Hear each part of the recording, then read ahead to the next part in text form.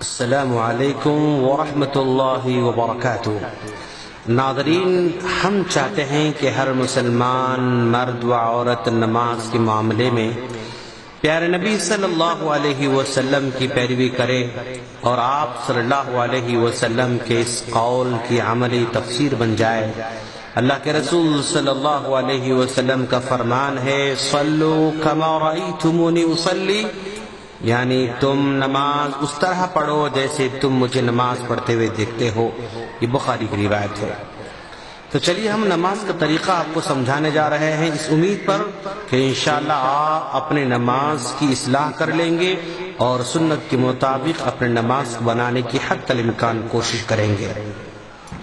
نمازی قبلے کی طرف متوجہ ہو جائے۔ نیت دل کے ارادے کو کہتے ہیں، زبان سے نیت ادا نہیں ہوتی ہے، کیونکہ نبی کریم صلی اللہ علیہ وسلم اور صحابہ کرام نے کبھی بھی زبان سے نیت نہیں کی تھی۔ اور جب بھی آپ نماز پڑھنا چاہیں گے تو کسی چیز کو بطور آڑ یعنی سترے کے طور پر استعمال کریں۔ تکبیر تحریمہ پڑھیں، اللہ اکبر کہیں، اس وقت نگاہوں کو سجدے کی جگہ پر رکھیں۔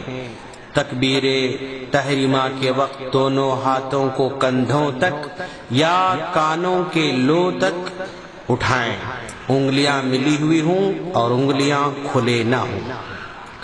حالت قیام میں دونوں ہاتھوں کو سینے پر رکھیں، اور اس کا ثبوت ابن خزیمہ میں حضرت وائل بن حجر رضی اللہ تعالیٰ عنہ کی حدیث سے ملتا ہے، جس میں وہ کہتے ہیں کہ میں اللہ کے رسول صلی اللہ علیہ وسلم کے پیچھے نماز پڑھا تو میں نے دیکھا کہ آپ نے دونوں ہاتھوں کو سینے پر رکھا تھا۔ یہ ابن خزیمہ کی روایت ہے۔ اسی طرح مسند احمد میں بھی قبیصہ بن حلب کی حدیث میں سینے پر ہاتھ باندھنے کا تذکرہ ملتا ہے۔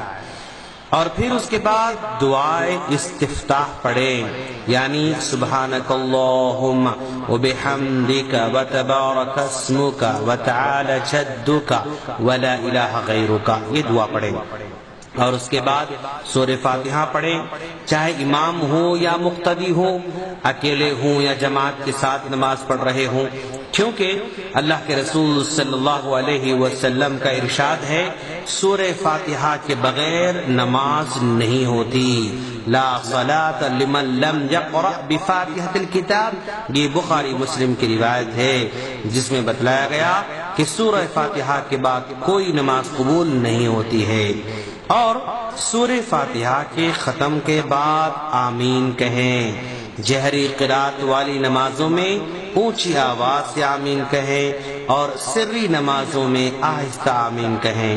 پھر اس کے بعد قرآن مجید میں سے جو کچھ یاد ہو تلاوت کریں۔ حالت قیام میں نگاہیں سجدے کی جگہ رکھیں۔ تلاوت سے فارغ ہونے کے بعد تکبیر کہتے ہوئے رفع الیدین کرتے ہوئے رکوع میں جائیں۔ جب رکوع میں جائیں گے تو رکوع کی حالت میں سر کمر کے برابر سطح پر ہونا چاہیے۔ سر کو نہ زیادہ اوپر اٹھائیں اور نہ ہی زیادہ جھکائیں، بلکہ برابر رکھیں۔ ہاتھوں کو گھٹنوں پر جمع کر رکھیں اور گھٹنوں پر انگلیوں کو پھیلا کر رکھیں۔ رکوع اطمینان سے ہو اور رکوع میں یہ دعا پڑھیں، سبحان ربی العظیم، اور اس دعا کو 3 مرتبہ یا 5 مرتبہ یا 7 مرتبہ اس انداز سے آپ پڑھیں۔ حالت رکوع میں آپ اپنی نگاہوں کو سجدے کی جگہ رکھیں گے۔ پھر رکوع سے اٹھتے ہوئے رفع الیدین کریں اور سمیع اللہ لمن حمدہ پڑھتے ہوئے سر اٹھائیں۔ امام ہو یا مقتدی ہو، اکیلے ہوں یا جماعت کے ساتھ ہوں، یہ دعا ضرور پڑھیں۔ رکوع سے دوبارہ کھڑے ہو کر مقتدی اطمینان سے ربنا ولک الحمد پڑھے۔ پھر اطمینان سے تکبیر کہتے ہوئے سجدے میں جائے۔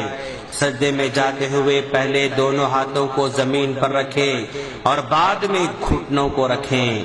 ہاتھوں اور پاؤں کی انگلیاں حالت سجدے میں قبلہ رخ کریں اور سجدہ کرتے وقت جسم کی تمام 7 ہڈیوں والے اعضاء کو زمین پر رکھے۔ 7 اعضاء سے مراد پیشانی، ناک، دونوں ہاتھ، دونوں گھٹنے اور دونوں پاؤں، یہ پورے کی پورے زمین پر ہونا چاہیے۔ سجدے کی حالت میں کوہنیوں کو زمین پر نہ رکھیں اور نہ اپنے جسم سے چمٹائے رکھیں، بلکہ ہاتھوں کو تھوڑا سا اپنے جسم سے الگ رکھیں۔ سجدے کی حالت میں ایڑیوں کو ملائے رکھنا چاہیے۔ حالت سجدہ میں آپ سبحان ربی الاعلی یہ 3 مرتبہ، 5 مرتبہ یا 7 مرتبہ اسی انداز سے پڑھیں۔ پھر اللہ اکبر کہتے ہوئے سجدے سے سر اٹھائیں۔ جب سجدے سے سر اٹھا کر آپ بیٹھیں گے تو بائیں پاؤں کو زمین پر بچھا کر اس پر بیٹھیں، دائیں پاؤں کو کھڑا رکھیں اور اپنے دونوں ہاتھوں کو رانوں اور گھٹنوں پر رکھیں۔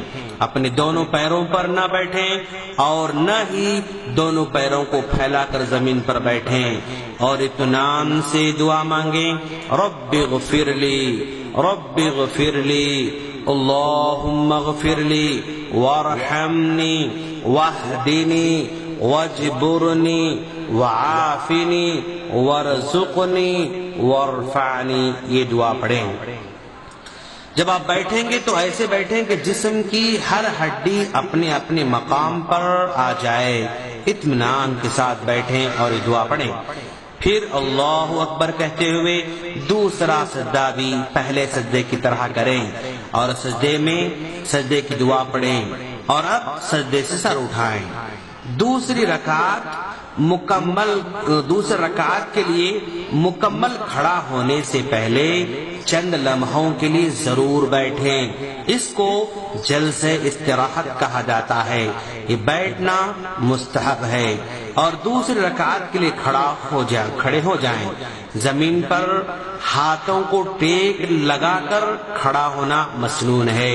پھر اسی طرح دوسری رکعت پڑھیں۔ اگر مقتدی ہو تو امام سے سبقت نہ لے جائے، کیونکہ نبی کریم صلی اللہ علیہ وسلم نے اپنی امت کو اس طرح آگے آگے کرنے سے منع کیا ہے۔ سنت یہ ہے کہ مقتدی امام کے نقش قدم پر پیچھے پیچھے چلتا رہے، کیونکہ اللہ کے رسول صلی اللہ علیہ وسلم نے فرمایا، امام کو بنایا ہی اسی لیے گیا ہے تاکہ تم اس کی اقتداء کرو، امام سے اختلاف نہ کرو۔ جب وہ تکبیر کہے اس کے بعد تکبیر کہو، جب وہ رکوع کرے تو اس کے بعد رکوع کرو، جب امام سمع اللہ لمن حمدہ کہے تم ربنا ولک الحمد کہو۔ سجدے میں اسی طرح امام کے بعد کرو، یہ بخاری کی روایت ہے۔ اب دوسری رکعت کے لیے کھڑا ہو جائے، جس طرح پہلی رکعت پڑھی تھی دوسری بھی ویسے ہی ادا کرے۔ 2 رکعت کے بعد تشہد کا مرحلہ ہوگا۔ تشہد کا طریقہ یہ ہے کہ دوسرے سجدے کے بعد اس طرح بیٹھا جائے کہ دائیں پاؤں کو زمین پر کھڑا کریں، بائیں پاؤں کو بچھائیں، دائیں ہاتھ کی سیدھی ران پر رکھیں اور بائیں ہاتھ کو بائیں ران پر رکھیں۔ شہادت کی انگلی کو کھول کر باقی تمام انگلیوں کو بند کریں۔ اس شہادت کی انگلی کو دعا مانگتے وقت ہلکا سا اشارہ کرتے رہیں۔ اسی طرح انگوٹھے اور درمیانی انگلی کا حلقہ بنا کر شہادت کی انگلی سے اشارہ کرنا چاہیے، بلکہ یہ سنت ہے۔ پھر تشہد پڑھیں۔ اگر 4 رکعت والی نماز ہو تو آخری تشہد میں بائیں پیر کو دائیں پیر کے نیچے سے باہر نکالیں اور زمین پر بیٹھ جائیں اور دائیں پیر کو کھڑا کریں، انگلیاں قبلہ رخ رکھیں۔ پھر آخر میں دائیں اور بائیں سلام پھیرتے ہوئے السلام علیکم ورحمۃ اللہ کہیں۔ ہم اللہ سے دعا کرتے ہیں کہ باری تعالیٰ تو ہم تمام کو سنت کے مطابق نماز پڑھنے کی توفیق عطا فرما اور ہمارے ٹوٹے پھوٹے عمل کو قبول فرما، آمین۔